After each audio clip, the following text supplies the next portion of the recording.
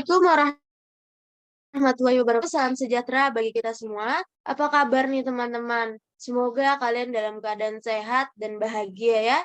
Perkenalkan, nama saya Elsa Kartika. Saya adalah seorang mahasiswi Vokasi Akuntansi Universitas Indonesia Angkatan 2021. Di sini saya diberikan amanah untuk menjelaskan pelajaran Bahasa Indonesia pada materi menyimpulkan isi teks eksposisi. Yang pertama itu ada menyimpulkan isi teks eksposisi dari gagasan umum. Dalam menyimpulkan isi teks bisa dimulai dari menentukan gagasan umumnya. Gagasan umum atau ide pokok menjadi dasar untuk mengembangkan suatu paragraf. Beberapa teks meletakkan gagasan umum di awal paragraf, tetapi tidak sedikit pula loh yang meletakkannya di akhir paragraf. Keberadaan gagasan umum ini kemudian akan dijabarkan oleh gagasan-gagasan khusus yang mendahului atau mengikutinya. Seperti ada di contoh PPT saya, bencana hidrometeorologi tidak dapat dihindari oleh masyarakat Indonesia. Dampak dari bencana ini menyebabkan kerugian sampai 30 triliun pada tahun 2017. Hal tersebut termasuk kerugian yang signifikan bagi pemerintah dan masyarakat. Coba kita cermati sama-sama ya. Bagian yang yang bercetak tebal itu adalah gagasan umum paragraf. Beberapa kalimat yang mengikutinya itu adalah gagasan khusus atau penjelas. Terdapat hubungan antara gagasan umum dan gagasan khusus. Gagasan khusus menjelaskan gagasan umumnya. Gagasan umum merupakan gagasan penting dalam teks. Gagasan penting yang mencakup ini seluruh teks merupakan gagasan umum dari teks tersebut. Jadi, untuk menyimpulkan isi teks dilakukan dengan cara menentukan gagasan umum tiap paragraf. Kemudian, tulis simpulkan isi teks berdasarkan gagasan umum tersebut dengan kalimat sendiri. Selanjutnya ada jenis-jenis paragraf berdasarkan letak gagasan umumnya.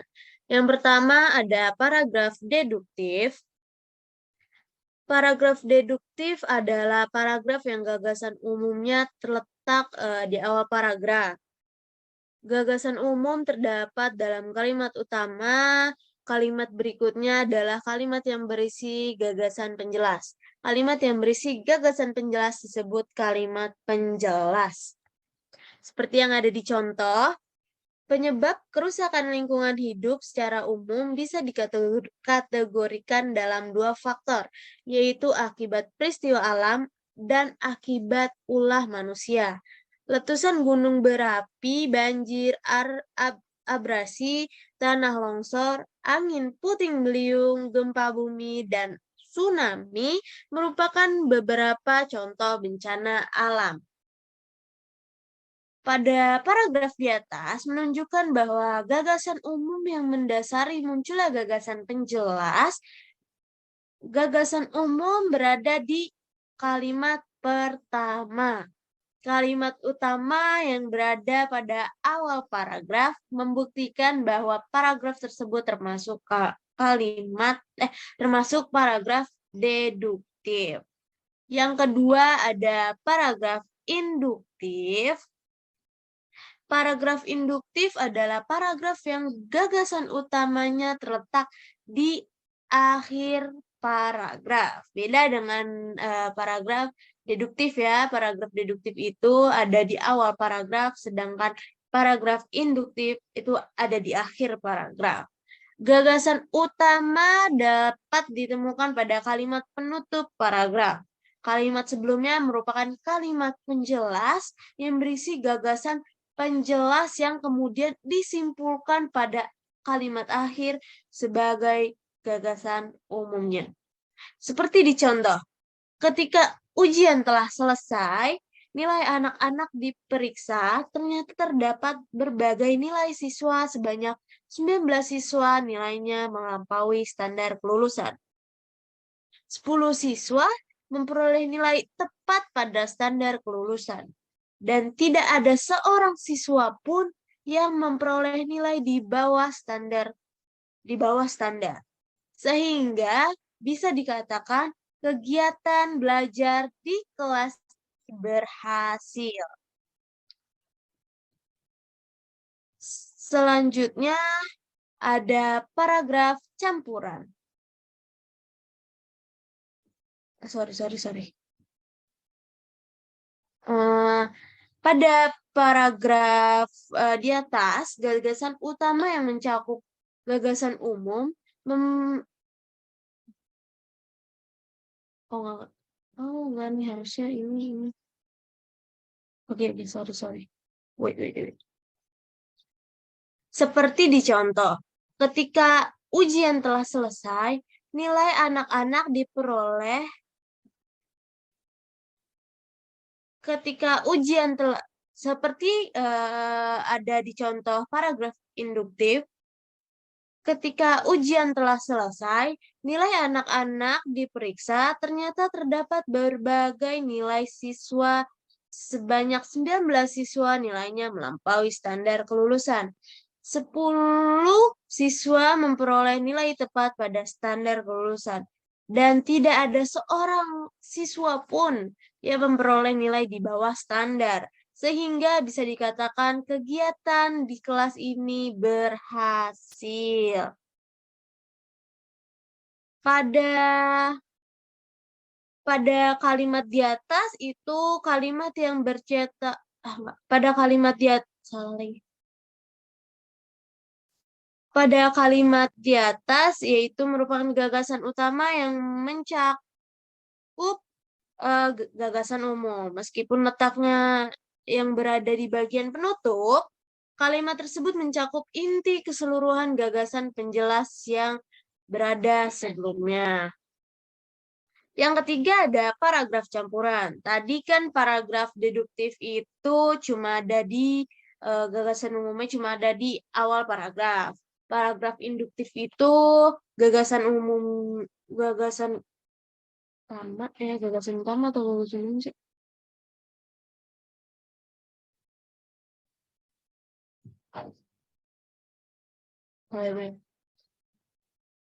Tadi kan paragraf deduktif itu gagasan umumnya terletak di awal paragraf.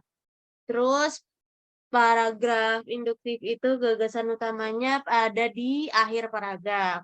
Sekarang paragraf campuran ini merupakan gagasan umumnya terletak di awal dan di akhir paragraf. Kalimat utama di akhir paragraf merupakan penegas ulang kalimat utama yang berada di awal paragraf.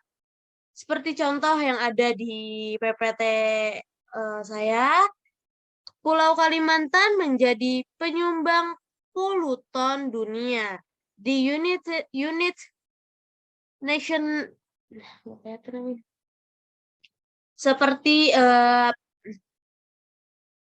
seperti pada contoh yang ada di PPT saya, Pulau Kalimantan menjadi penyumbang polutan dunia di unit Nation Industrial Development Organization atau disingkat UNIDO.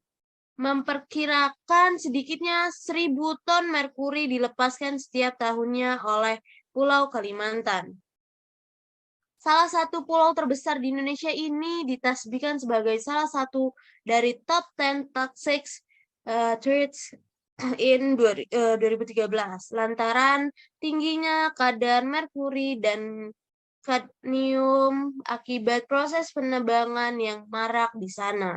Oleh karena rekor yang didapatkan, Pulau Kalimantan menjadi salah satu tempat dengan tingkat polutan tertinggi di dunia.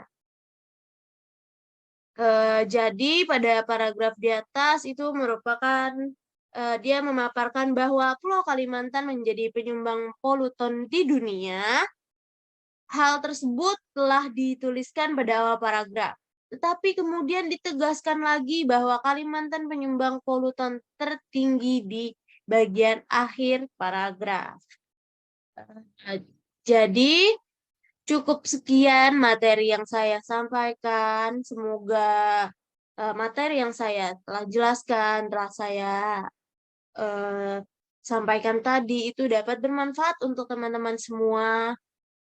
Semoga kalian semua sehat dan bahagia. Wassalamualaikum warahmatullahi wabarakatuh.